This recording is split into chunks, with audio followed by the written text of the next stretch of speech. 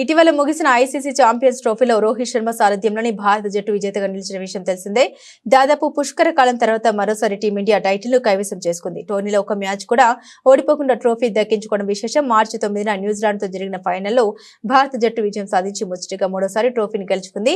ఇలా ICC mega event లో అద్భుతమైన ప్రదర్శనతో ఆకట్టుకున్న భారత జట్టుగా తాజాగా బీసీసీఐ భారీ నజరాన్ని ప్రకటించింది. టీమిండియాకు 58 కోట్ల నగదు బహుమతి ప్రకటించింది. ఆటగాళ్లతో పాటు సిబ్బంది, సెలక్షన్స్ కమిటీకి ఈ నగదు అందజేయనున్నట్టు తెలిపింది. ఈ మేరకు బీసీసీఐ కీలక ప్రకటన విడుదల చేసింది.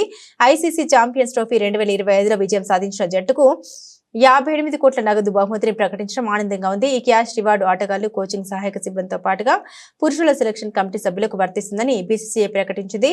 వరుసగా 2 ఐసీసీ టోర్నీలో విజేతగా నిలిచిన భారత జట్టు ఆటగాళ్ల నిబద్ధతను బోర్డు గుర్తించకుండా ఉండదు. వారి శ్రమకు ఈ నగదు బహుమతిని అందిస్తుంది.